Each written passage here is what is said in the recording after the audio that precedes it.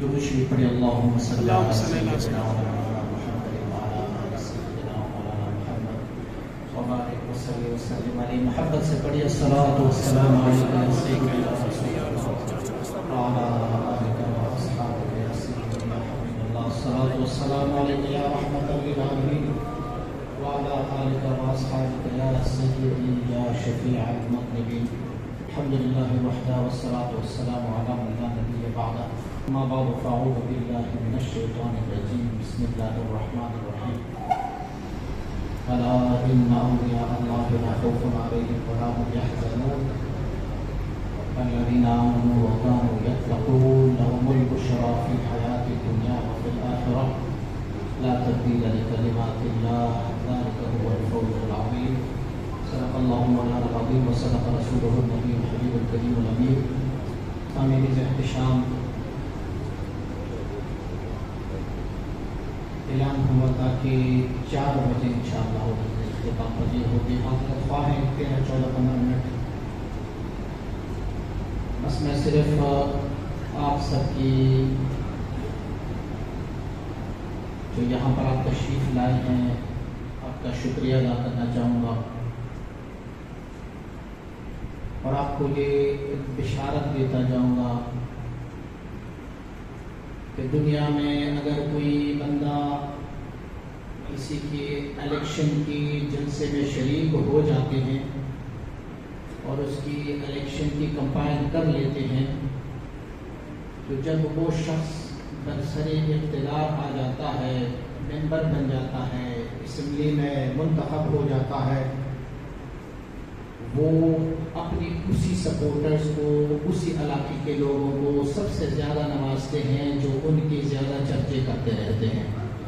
الحمدللہ ثم الحمدللہ. ہم حضرت مولانا محمد ہاشم سمنگانی رحمۃ اللہ تعالی مبارک کی عرس مبارک میں ان کی کمپین میں آ کے بیٹھے ہیں. انشاءاللہ وہ اپنی گنبد کے نیچے ہمیں یاد کرتے رہیں گے انشاءاللہ.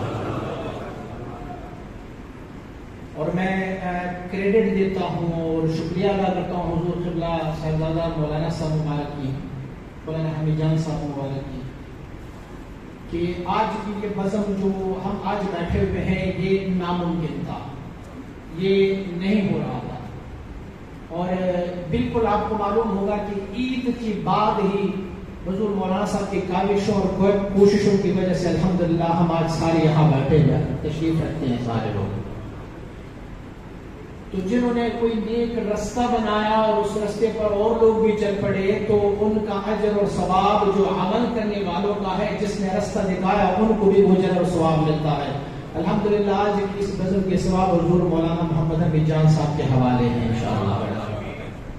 رب کائنات نے ہمیں کرم فرمایا، فضل فرمایا. ابھی شہزاد مویدی صاحب بتا رہے تھے، آپ لوگوں سے پوچھ رہے تھے کہ مولانا محمد ہاشم سمنگانی رحمۃ اللہ تعالی کا مزار شریف کہاں ہے، تو تھوڑے سے لوگوں کو پتا تھا.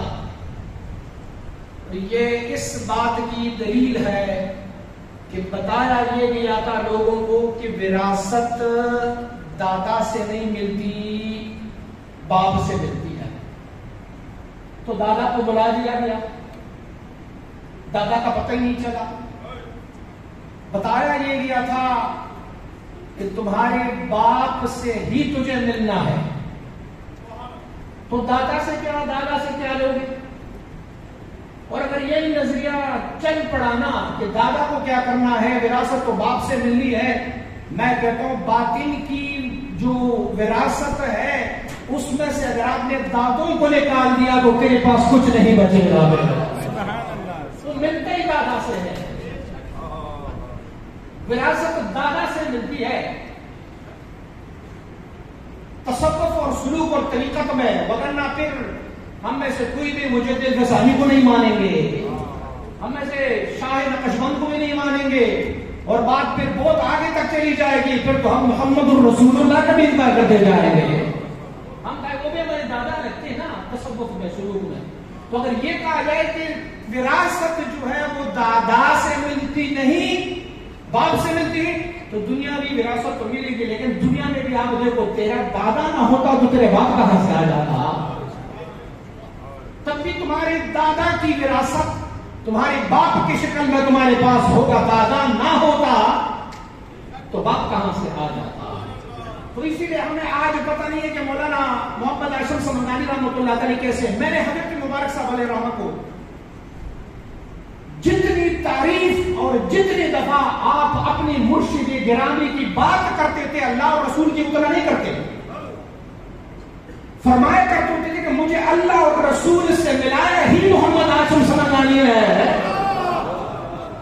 پہچان اگر عطا فرمایا ہے تو مولانا محمد ہاشم سمنگانی نہ. یار اٹھتے بیٹھتے چلتے پھرتے کوئی بھی بات ہوگی نا، پانی کا گلاس اٹھاتے تو فرماتے ہوتے تھے حضرت مولانا سے مبارک یوں فرمایا کرتے تھے.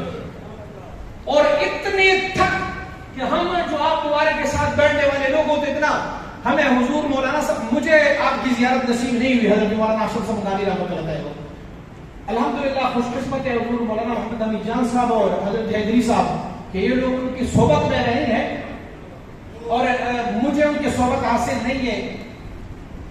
لیکن اس کے باوجود کہ میں نے آپ کی مبارک ذات کو دیکھا نہیں ہے، ان کی صحبت اختیار نہیں کی، لیکن اپنی مرشد سے حضور مبارک صاحب علیہ رحمہ سے اتنی مرتبہ آپ کا تذکرہ سنا، اتنے آپ کے واقعات سنے کہ مجھے حضرت مولانا ہاشم سمنگانی رحمۃ اللہ تعالی کی ذات گرامی یوں آشکارا ہے جیسے میں صدیاں ان کی صحبت میں گزار چکا ہوں.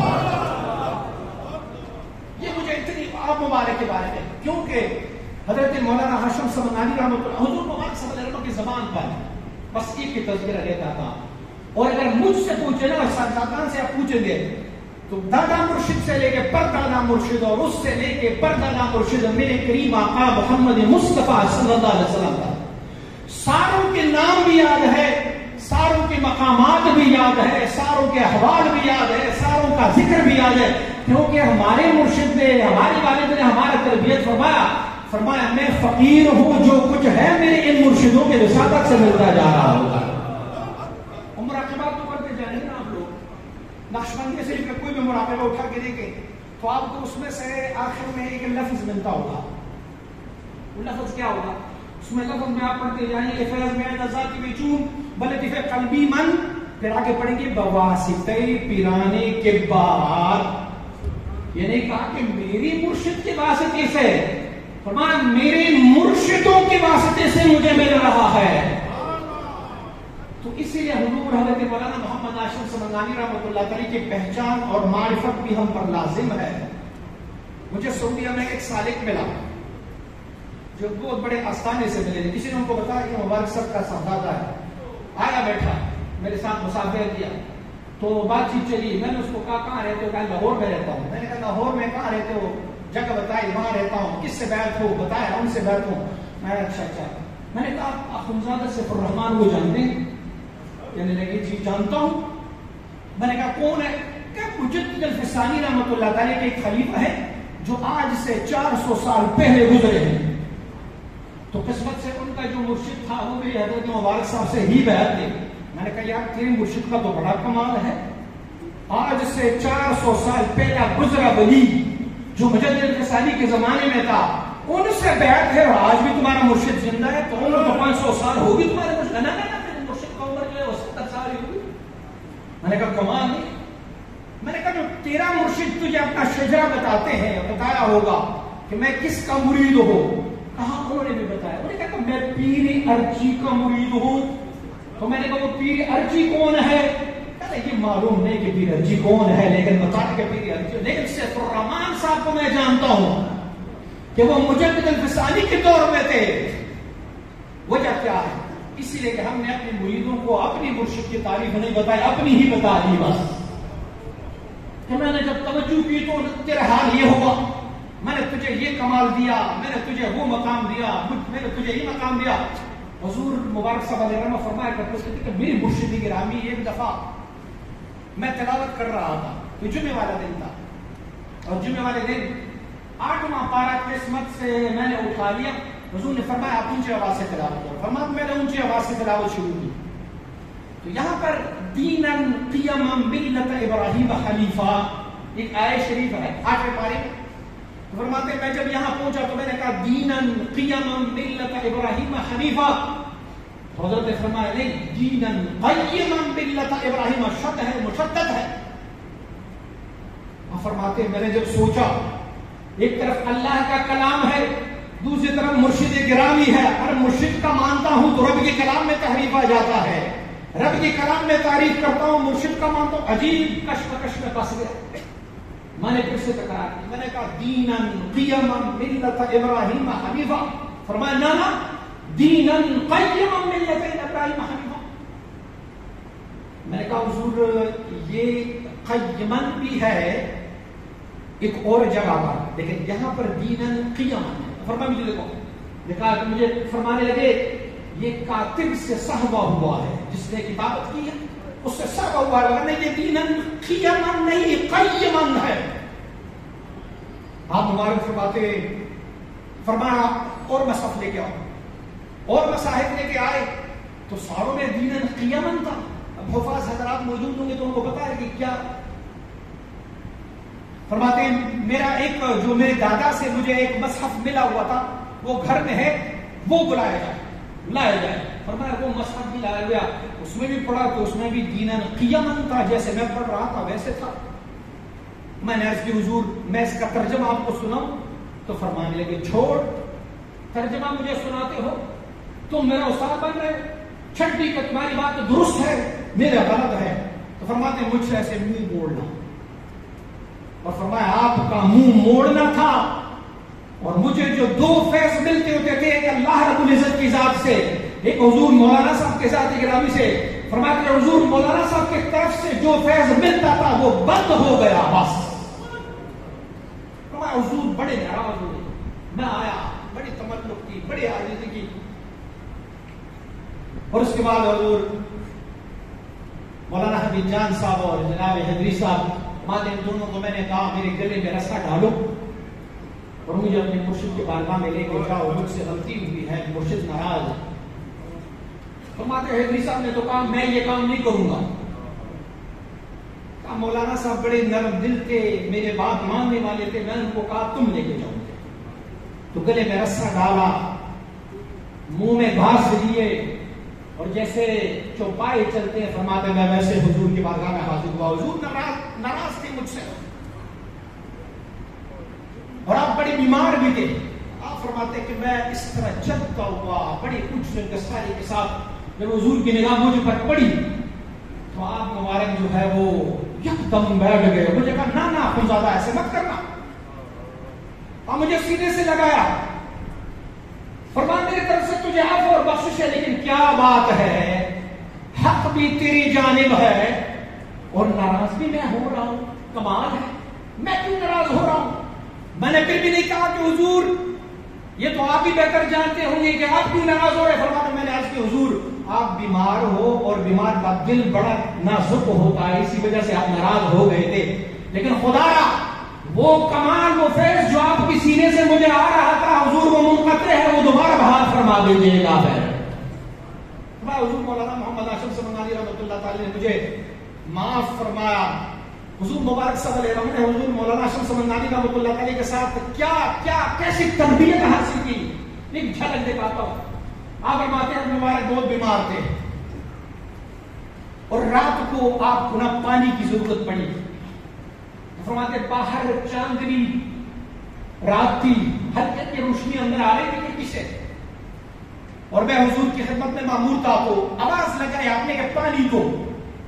تو مبارک فرماتے ہیں میں اٹھا، میں گلاس ڈھونڈنے کے لیے ماچس کی تیلی جلائی تو وہ تیلی بجھ گئی، اور میں نے دوسری تیلی جلائی.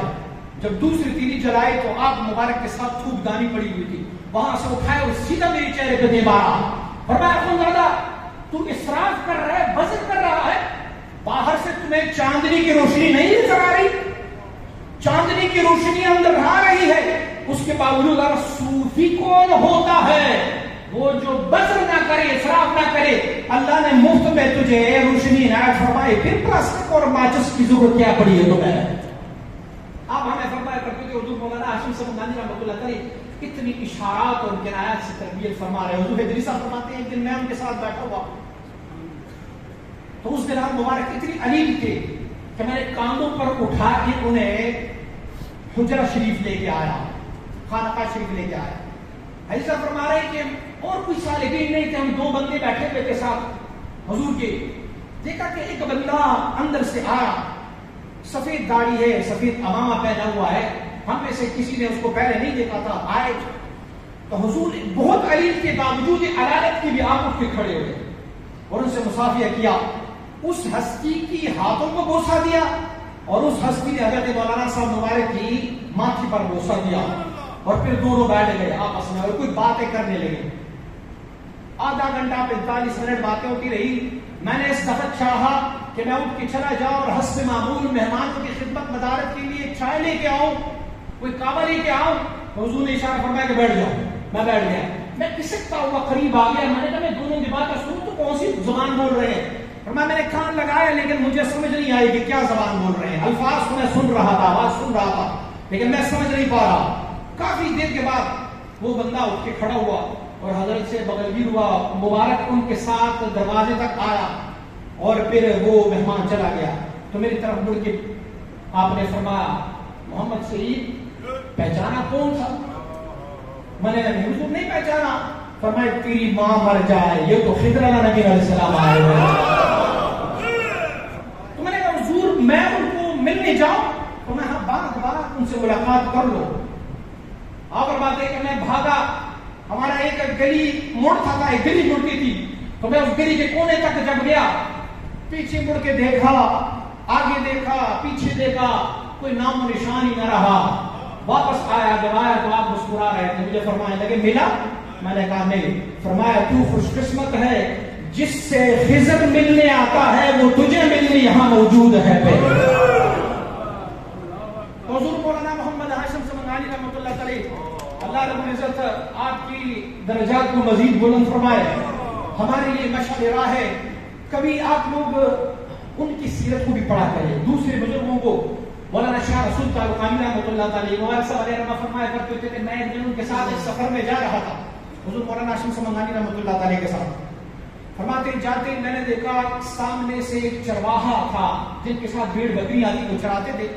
ہمارے چرواہے نے ان کے پاس ایک کتا تھا اور اتنا بڑا کتا تھا جیسے 1 سال کی گائے کا بچڑا ہوتا ہے.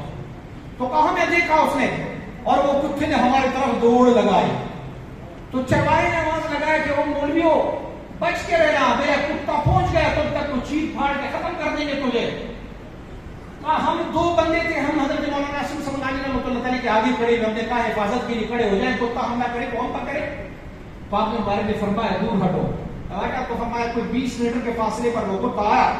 تو حضور مولانا ہاشم سمنگانی رحمۃ اللہ علیہ نے اسے ایسے اشارہ کر کے کہا ہو.